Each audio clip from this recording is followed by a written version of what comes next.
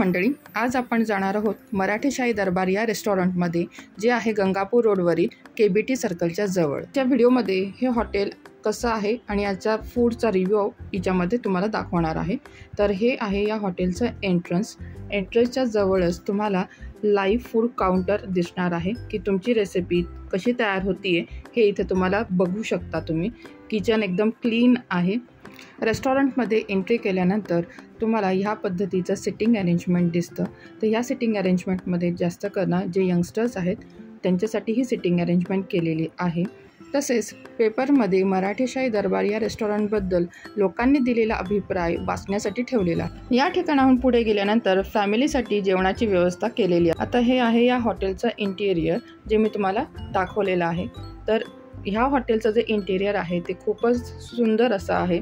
बघा किती लक्झरियस असा लुक या ठिकाणी दिलेला आहे। आता आम्ही आमची ऑर्डर दिलेली आहे, पण जोपर्यंत ऑर्डर येते तोपर्यंत मी यांचं मेनू कार्ड तुम्हाला इथे दाखवते। या हॉटेलचे रेट हे एकदम नॉर्मल हॉटेल सारखेच आहेत।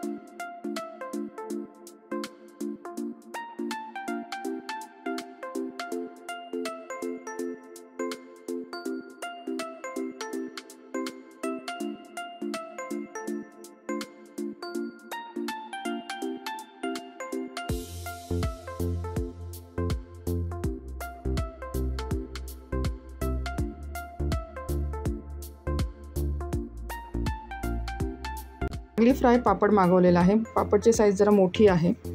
यानंतर स्टार्टरमध्ये पहाडी कबाब मागवलेले। तर पहाडी कबाबसुद्धा खूप सुंदर अशी चव आहे।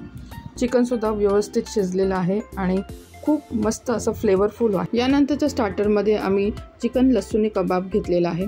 हा सगळ्यात आवडती अशी माझ्या ही स्टार्टरची डिश आहे। जर तुम्ही या हॉटेलला व्हिजिट करणार असाल तर ही डिश नक्की ट्राय करा। मला ही डिश इतकी आवडली होती की ही डिश आम्ही परत ऑर्डर केलेली। यानंतर मेन कोर्समध्ये आम्ही चिकन मोगलाई मागवलेला आहे।